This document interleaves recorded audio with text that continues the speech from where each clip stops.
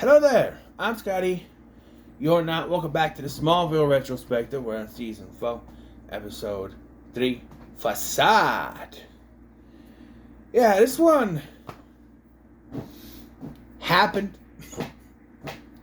To be honest, this was never my favorite of season 4, but this is when I look back, the ending, like the last scene of the episode is always one that I like. We'll get into that. But this actually opens up with a flashback to the freshman year. Eric Johnson is back for a one-scene cameo as Whitney Fordman. And then they tried to make Tom Welling look 3 years younger by putting him in that sweater that he wore in the first episode. There's a dunk tank, and Lana's sitting on the dunk tank but doesn't go in the water for some reason. And then we're introduced to a character named Scabby Abby. And it's one of those cases where they take a beautiful woman and just mess up her face. They don't just put glasses on her face and say she's ugly, ponytail glasses. No, the whole thing is that they call her Scabby Abby. She has a bunch of pimples on her face. But come on. Too much. Put some pimples here. It's all like right in the middle of her face, like right here. All this big cluster, like right here. It's like I don't know. It's weird. She gets picked on by this guy, and then we cut to the mother explaining, after 3 years you're finally gonna let me help you. Yeah, opening credits. About the opening credits. I mentioned Chloe being in it. Now it makes sense because she's still alive. But before that, they should have the first two episodes they should have had her not in it. But they finally changed the credits. Tom Welling is now wearing a red flannel in the opening, or a red T-shirt, I think it is, in the opening. Actually, hold on. I could tell you in a minute.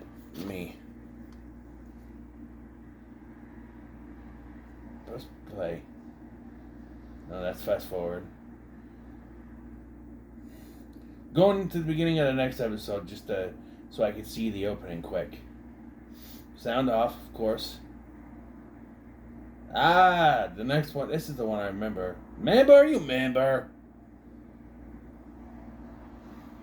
Yes, Devoted. I remember that one. Just trying to get to the intro. There's big, long... Okay, no, he's got it's the red jacket. It's the red jacket. The blue shirt with the red jacket thing is what it is. Yeah. Now, Lana's is essentially the same one. Look at Lexus has changed. He's now standing differently than he was in the last two. Then Jason Teague is there instead of Pete and Chloe. And then John Glover's is also the same, or maybe a little bit different. He still has long hair, which is weird. Makes you think it's the same. And then I think the parents are different. But yeah. But yeah, the intro. After the intro, we are saying goodbye to Lois. That's how we think. As General Lane comes by, Mike Ironside shows up one last time. Well, actually, he's in another episode later on this season. But to say that, here we go. This is what Scotty gets to rant. Okay? Lois is missing 5 credits. Yes, we find out later it's 5 credits. She's missing some credits and has to go back to high school before she can go to college. Here's the situation, though. She's already ready to go. She signed up for college. She's ready to register. The problem with that is college registers way earlier than high school. And if she was already set to go to college, they would have already told her before this that she didn't have enough credits to be in college. She mentions later that she was taking calculus, which might have been a joke, but it's just like, wait, are the 5... and even Chloe's like, oh, 5 credits. If you want to make those, you gotta take an extracurricular, which of course is so she could work at the Torch and be the reporter lady because it's Lois Lane.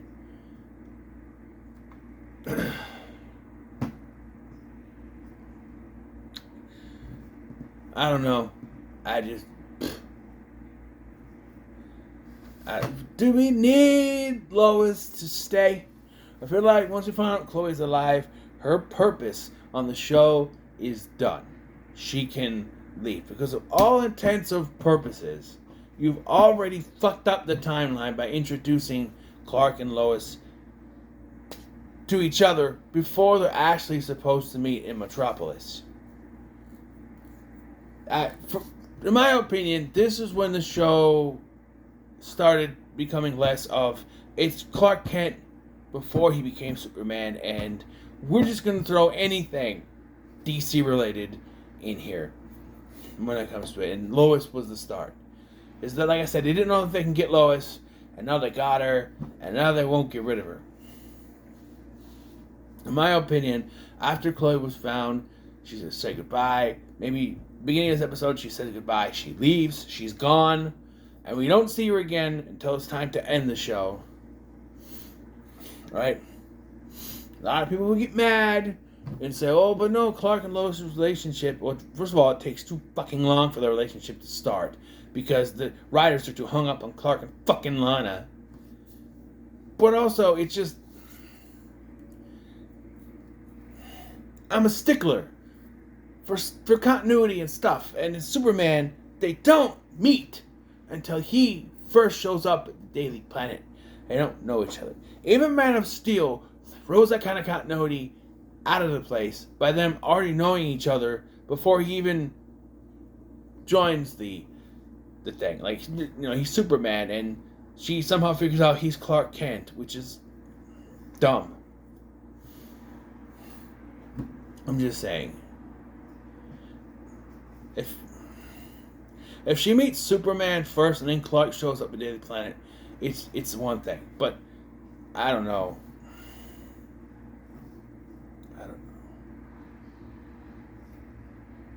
Itchy.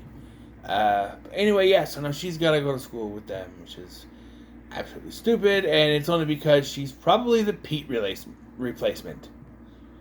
Yeah. We also find out that Jason Teague is the assistant coach, which makes his relationship with Lana very illegal, and I don't know why.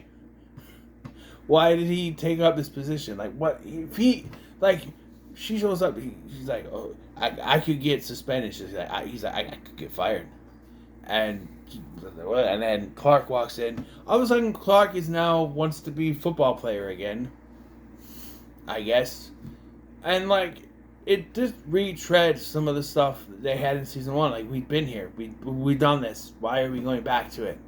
But this time, you know, now Clark is a senior, and he's technically 18. Lana just turned 18. Right? Is that what it was supposed to be? And then Clark's birthday, we find out, is at the end of the season. So he's not 18 yet, but he's going to be before the school year is over. So he's younger than Lana. I guess. Lana's birthday is before the season starts, or the school year starts, and Clark's is towards the end.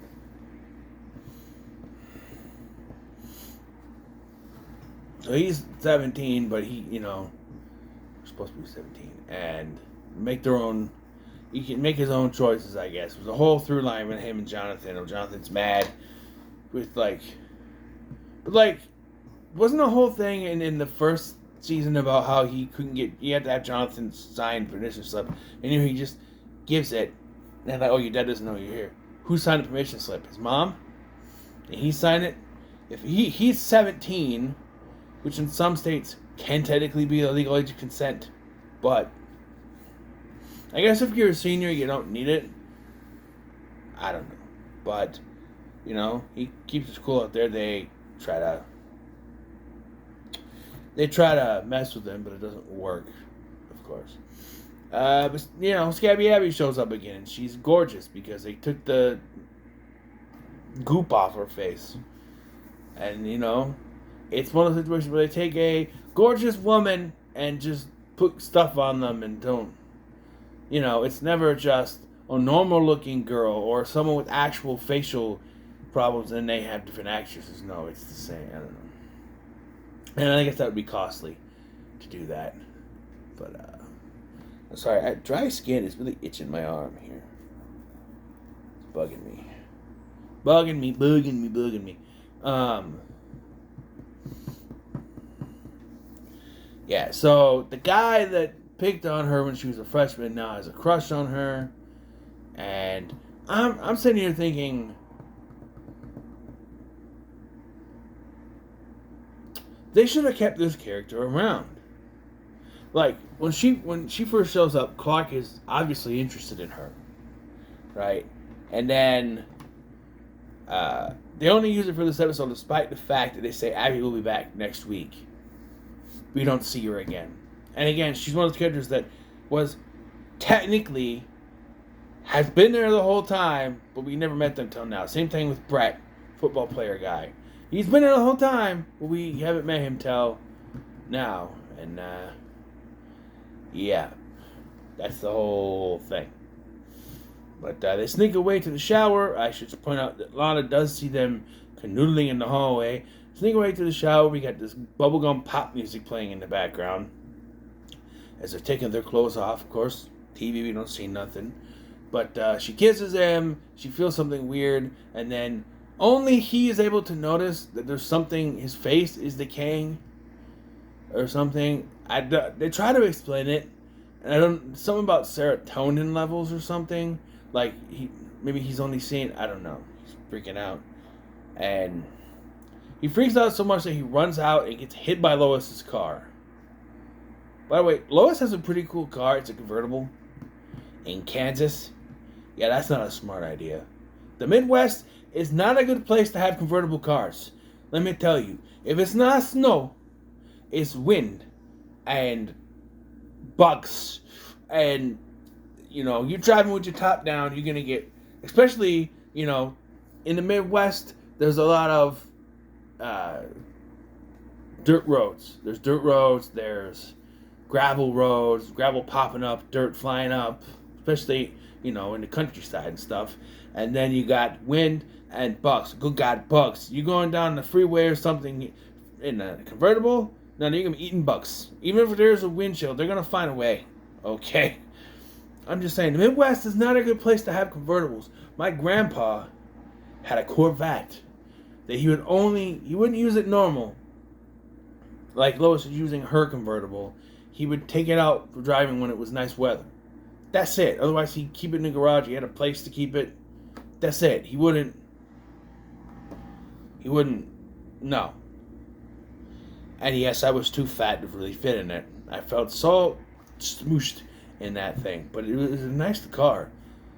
Gray, silver, wish it was a better color, like red. Like Lois's car is red, but Anyway, so yeah, Lois is, I guess, interning for the torch, or she's getting her extracurricular on, I guess. And she starts to study this whole thing because of what went on with Abby. And they're like, oh, she's 17 is kind of young for doing that to yourself. And, well, unfortunately,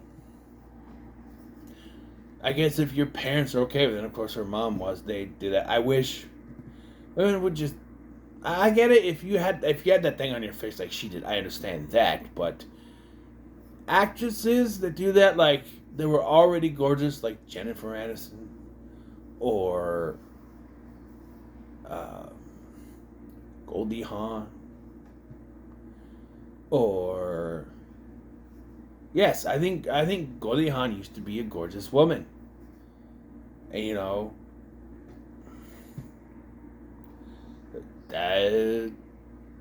Anna Faris, freaking Buffy the Vampire Slayer here, They got plastic surgery now. Hers, I'll say hers is not bad. Hers is not bad, and the same thing can be said for who was the first one, the one I said before her. They're not Anna Faris. At first, when she got it, she looked all puffy faced, but now she looks better. As she got older, it got better. But sometimes the plastic surgery, you look like I don't know, Joan Rivers.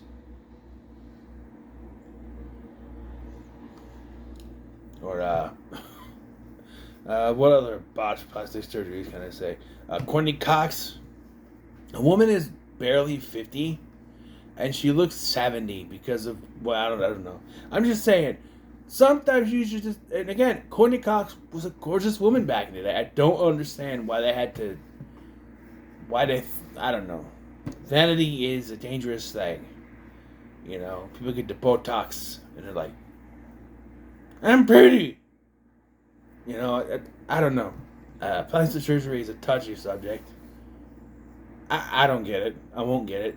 Maybe I'll get the tummy tuck or something. You know, the titty tuck. I don't know. That stuff. You know, if you want to get bigger boobies or, you know, get a tummy tuck or something like that. Stomach staples, something like that, by all means, yes. But your face is the thing that's going to be out there for everyone to see. I guess the boobs would too, but you know what I mean. You know, it's not covered. That's why I say that when it comes to your face, no plastic surgery and no fucking tattoos. Okay? And for God's sake, get that fucking thing out of your nose. It's not cool. You look like a cow, a bull. It's like, knock, knock. Come on. Like, here's what I think is reasonable. The little gemstone thing in here, the little, like there, where they get a little dot, that's cool. But no loop. Alright? No loop on the side thing. And no, you're not cool. You look stupid. Okay? Also, on the lip, don't get the loop. If you're going to get the little stud here, I guess that's fine. But, like, the loop, it's like, okay, here's the tractor here. You know? I'm just saying. Anyway, what the hell was I talking about? Oh, yeah, Smallville. That's right, what we're talking about. So, Jason and Lana have a rendezvous where he disappears for a reason we never find out about. He's like, I got a surprise for you. And we never find out what the surprise is. He disappears. Then Abby sneaks in and kisses her. And then she starts to think it's because she was there talking to Abby's mom, I think. And Abby saw her, so she'd get revenge by doing that. And now she goes crazy and she smashes into the mirror.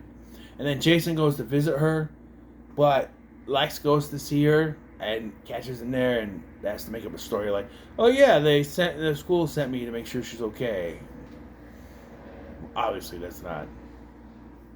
Why are they sending letters in the chat? AFH, it's, I guess maybe it might not picture thing. Anyway, she's distracting when I'm getting notifications and shit. I'm trying to talk.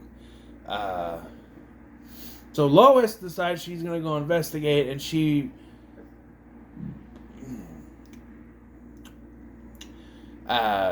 the tape recorder she's using starts to rewind. And let me tell you something. When tape recorders start to rewind, they don't make loud rewinding noises. And by the way, when tapes run out, they don't automatically rewind. They just stop. If anything, she would have heard a click from the tape recorder thing. It wouldn't have started rewinding. I don't know what kind of tape recorder she's using, but that's not real. I recorded, audio cassette stuff all the time. I had a Mr. Microphone, used to do that shit. I would put music onto transfer music onto one to another. I did that shit. So I know that when the tape is full, it doesn't just start rewinding. It's only so she can get caught. And she doesn't get caught. and then she knocks her unconscious and puts her in the machine. Clark comes to save the day, but of course they're using kryptonite, so he gets kind of knocked down. But he still sort of saves Lois. She gets out and takes him out of it. She knocks out Abby's mom. Abby's mom goes to jail, and they say that Abby will be just fine, and she'll be back the next weekend. We don't see her ever again. And Lana confesses that about her vanity, said that she used to be a cheerleader and wanted to be something more. I don't know what she was trying to say, or something about her vanity, I guess. And yeah, is that it? Well, there's a conversation between Clark and Jonathan about the football, and I guess Jonathan's just okay with it now, and he's like, go deep. It's go long, not deep. I'm not a football guy, but I'm pretty sure it's go long. He says go deep, and like for someone super speed, just he runs down the thing, he throws football out to him. Yeah, it's a nice way to end it. Like, Jonathan's gonna be supportive, but he doesn't make a statement. He's like, "You're old enough. You're a senior in high school. You shouldn't be hiding things from people." And it's like, I wanted him to just be the reveal, where it's like, well, Mom signed the thing. Sorry, bugging me. But, sorry. The belt buckle always gets me under the fat. But, yeah, it's fine. I get the point of it. It's about vanity and everything, but this did not age well. Oh, wait. The final scene. That's right. The football, that's not the final scene. Why did I think it was? The final scene actually is one of my favorite final scenes in an episode, because of just everything that goes on without any words. And you're going to be conflicted because I've complained about this, but it starts, they're doing the dunk tank in the 2004 now, and Clark is sitting up on the dunk tank thing, and Lois is trying to hit the bullseye, and she can't. He's like, come on, did they not teach you how to throw on the base? She's like, I'm gonna get you in. So he throws it, hits it, he falls in, she goes up, rubs his head, and he goes like this. And then Chloe is standing there, and she's looking at that, and she's like, because, she still has feelings for Clark, and I wish the writers would just let that go, because no one cares. They haven't cared since season 1. That's the last time I cared. It's when season 2 happened and he went immediately back to Lana, even though he should really apologize to Chloe, which he sort of did, but they didn't try to pick up. Then I was like, okay, they really don't care about it, but yet they keep bringing it back up. And again, they do it again. But honestly, if I remember correctly, they don't overly try to push it. Like, she still has feelings for him, sure, but I don't know. But this whole thing is set to the Avril Lavigne song. It was everything that I wanted. All the memories used to mean just fade away. All this time I was pretending, so much for my happy ending. And the song is basically playing during this whole thing. It's in the background where they're talking, and as soon as she throws it, it just becomes non-diegetic. And I think that's how it is. Only we can hear it now. I guess it is non-diegetic the whole time, but it just goes from being in the background to being in the foreground. And there's no words now. There's just the two of them smiling, and Chloe being kind of like, oh. It's done through the facial stuff, so you can, it's all about, she still likes him, even though she just fucking give up, but she still likes him, and, the whole thing. So that whole thing really works. But, yeah, it's one of my favorite endings. There's not, usually with the endings of these episodes, there's talking, followed by a song. This is just, there's a little talking, but this whole part is there's the song, there's no talking, and they're just doing it through facial expressions and stuff, and it works. I love stuff like that, So, yeah. So, Yeah, like I said, this episode was okay. It went down a little bit for me. The ending is still really good, but yeah. So what are your thoughts on this episode? When it comes to like, share, and subscribe. Thank you for watching. I'm Sky, and I'll see you in the next one.